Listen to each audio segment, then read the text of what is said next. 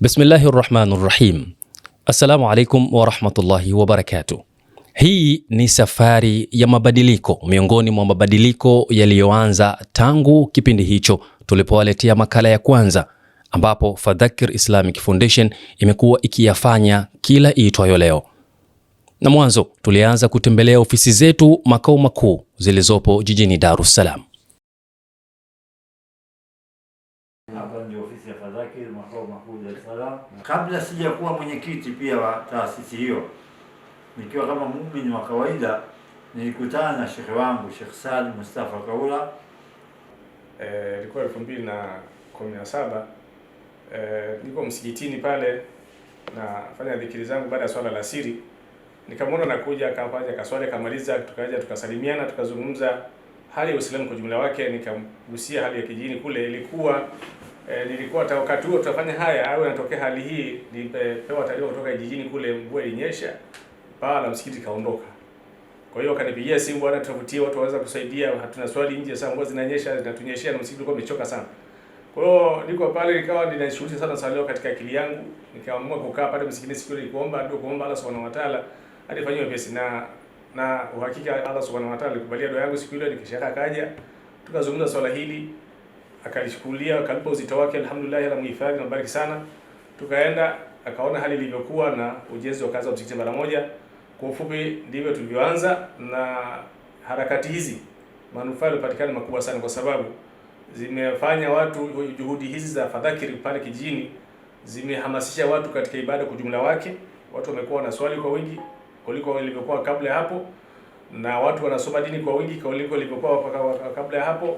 Na alhamdulillah Fadhakir imefanya mambo mengi sana, misaada mbalimbali ikiwemo zaka. Watu wa kina mama ambao hali zao ni ngumu, wengine wajane, wamepewa zaka, wamegawiwa zaka ambazo zinawasaidia kuendesha maisha hivi sasa, na watu wengine walikuwa ni walevi wa pombe, alhamdulillah wameacha. Karibu tena katika safari yetu ya kuona maendeleo ya miradi ya Fadhakir Islamic Foundation. Leo tunarejea Mahumpi, Singida, eneo ambalo kwa takriban miaka 9 tumekuwa tukishirikiana na wananchi kujenga msingi wa elimu ya dini, elimu ya kawaida na huduma za kijamii. Twende pamoja tukashuhudie hatua iliyofikiwa. Ni mwaka wa 2026. Miaka takriban 9 iliyopita, Mahumpi ilikuwa na kiu kubwa ya kupata kituo imara cha ibada na elimu ya Kiislamu. Tarehe 26 Februari mwaka 2017, Fadhakir Islamic Foundation ilifika rasmi katika kijiji hiki ikiwa na dhamira ya kuanza ujenzi wa msikiti mkuu wa Ijumaa. Tarehe 8 April mwaka 2017, kazi ya kuchimba msingi wa msikiti ilianza rasmi. Ujenzi ulipoendelea, wananchi hawakusubiri hadi ukamilike, walianza kuutumia kwa ibada ya kujifunza dini yao, jambo lilionyesha hamu kubwa ya kupata elimu ya dini yao ya Kiislamu. Kadiri mradi ulivyokuwa ukikua, ndivyo shughuli za elimu zilivyoanza kuimarika. Tarehe 13 Machi mwaka 2019, masomo ya Qur'ani tukufu yalianza rasmi katika msikiti huo. Wakati huo walimu waliokuwa wakiongoza masomo walikuwa ni Ustadh Hamisi Jumanne Churi, ambaye pia alikuwa imamu wa msikiti huo, Ustadh Rajab Juma Churi na Ustadh Khalifa Juma Churi, pamoja na Ustadh Isa Rajabu Mtipa. Lakini historia haikuishia hapo. Tarehe 20 Desemba mwaka 2018 yalifanyika mashindano ya kwanza ya kusoma Qur'ani tukufu, na tarehe 21 Disemba mwaka 2019 mashindano hayo yalifunguliwa rasmi. Tangu wakati huo yameendelea kufanyika kila mwaka, yakihamasisha watoto, vijana na watu wazima kuipenda na kujifunza Qur'ani tukufu. Kilichoanza kama ujenzi wa msikiti leo kimekuwa msingi wa safari kubwa ya maendeleo. Miaka takriban 2 au 3 tulipofika mara ya mwisho, tulikuta msikiti ukiwa umekamilika, madarasa yakiwa yanaendelea kujengwa, mabweni yakiwa katika hatua za awali na nyumba za wageni zikiwa bado hazijakamilika vizuri. Leo tumerejea tena, si kwa ajili ya kuhesabu majengo pekee, bali kuona namna uwekezaji huu wa kiroho ulivyoanza kubadilisha maisha ya watu wa Mahumpi. Kabla ya kuelezea maendeleo, tulitaka kwanza kuifahamu Mahumpi yenyewe. Tulizungumza na wazee wa kijiji waliotueleza historia ya jina la Mahumpi na namna eneo hili lilivyopata utambulisho wake. Kutoka juu kupitia picha za drone, historia hiyo inaonekana zaidi kuliko simulizi yenyewe. Ni historia inayounganisha kizazi cha jana na kizazi cha leo. Kwa nini imeitwa Mahumpi? Mahumpi ni kulikuwa na mtemi Humpi. Humpi. Humpi. Mtemi huyo alikuwa akitoka kwake sehemu za Mtingo kule. Sasa akifika kuna jiwe liko pale, anapumzika. Alikuwa na punda wake, anasimama pale anapumzika. Sasa watu wakawa wanasema pale kwenye jiwe la Humpi. Mara akifika pale anapumzika, anasema nilikuwa pale karibu na jiwe la mzee Humpi. Sio jiwe lake, ni sehemu ya kupumzikia yeye. Maana Humpi ni kupumzika. Alikuwa ni mtemi. Yeye alikuwa mtemi. Alikuwa anaitwa Humpi. Humpi yeye.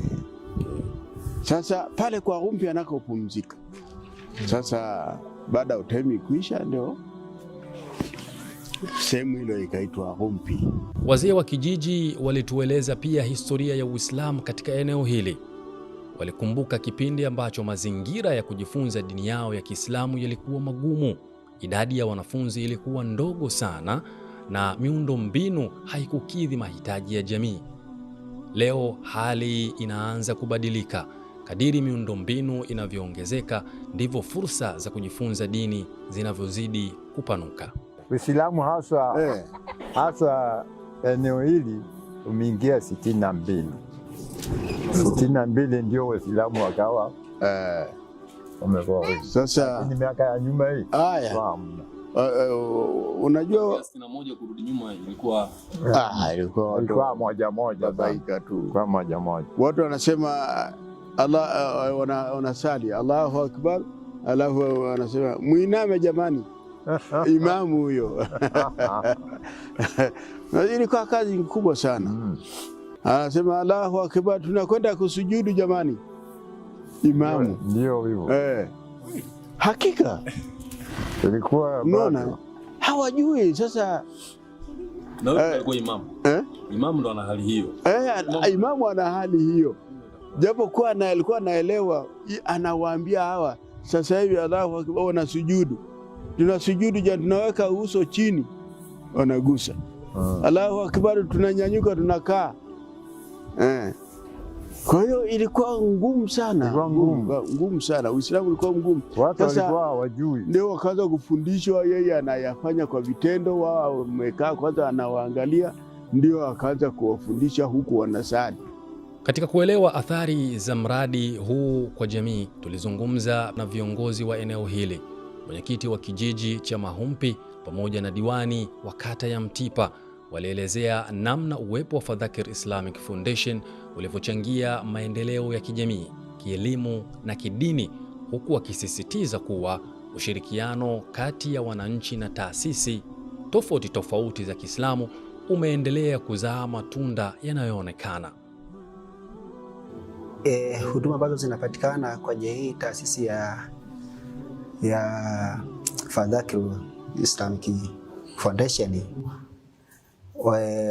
wa imani zote ambazo zinapatikana sehemu husika wanashukuru kwa sababu inaishi bila ubaguzi.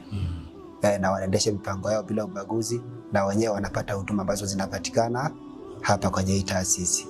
Ndio maana inafika mahali hata wenyewe wakiangalia hao ambao sio wa imani hili, inafika mahali wanafurahia kweli kuona labda mfano kama kipindi ya siku ya Idi, kipindi sherehe zinafanyika kwenye sehemu ya taasisi, wanafurahia na wanafika na wanazidi kushawishika. Wengine wanaanza kutamani watoto wa Kikristo, lakini sasa hivi wanavaa mavazi ya Kiislamu.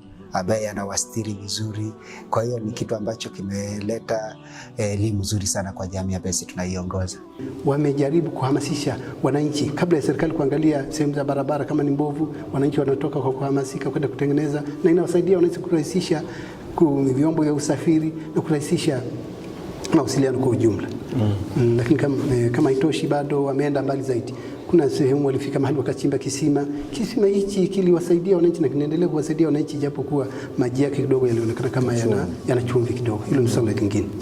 Mabadiliko haya hayaonekani kwenye majengo pekee. Tulizungumza na wanafunzi wa rika mbalimbali waliotueleza namna mazingira haya mapya yaliyowapa nafasi nzuri zaidi ya kujifunza Qur'ani tukufu, elimu ya dini na kujijenga na mustakbali bora.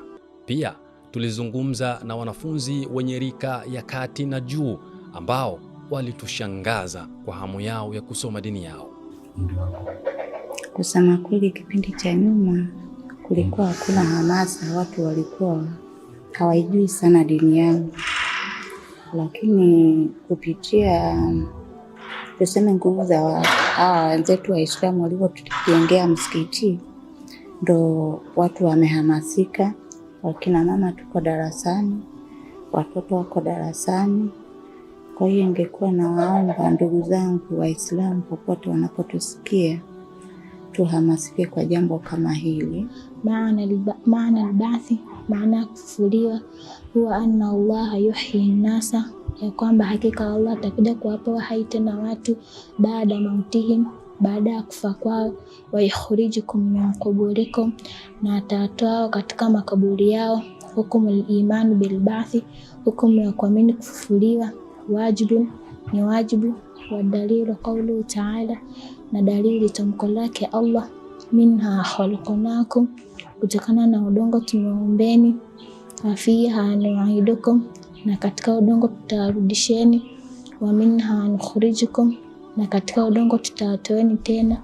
Taratan ukhra, kwa maana nyingine. Hukumu iman.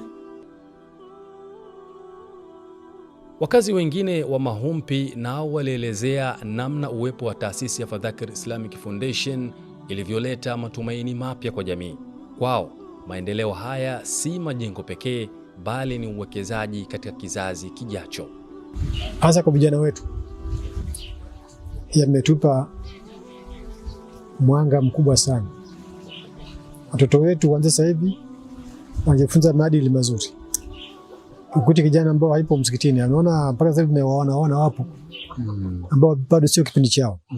Pia ni baada ya alasiri mpaka magharibi ndio wanaruhusiwa. Sasa kwa namna hiyo, kwa inavyoenda kwa sisi ambao ni wazee, sasa watoto wetu watadithi kitu ambacho ni kizuri sana. Watapata maadili mazuri ambao baadaye watakaja kutukumbuka na sisi. Kama hivi tunasema kwamba akitaja fulani tunasema maswahaba kama radhiallahu anhu. Wakitaja wale mashaikh wanasema rahimahullah, ndio. Sasa na sisi tunataka baadaye na waje watuombe sisi hivyo. Kwa kweli mimi nimeona imeleta chachu kubwa katika mtaa wetu huu. Faida ambayo mimi nimeiona ni nyingi, tataja moja wapo. Hapa Waislamu walikuwa wengi kwa majina, ila katika swala walikuwa wachache. Sasa baada ya harakati hizi kuanza katika mtaa huu, Waislamu wengi waliitikia wito wao katika kusoma. Wakawa hasa wakina mama wakawa wengi, watoto wadogo wakawa wengi. Habari ya kwenda mjini kutafuta elimu ikawa hamna. Elimu kama kuja nyumbani. Nakuja nyumbani. Mmoja wa maustadhi wa eneo hili alielezea kuwa uwekezaji huu umeimarisha juhudi na kueneza elimu ya Kiislamu.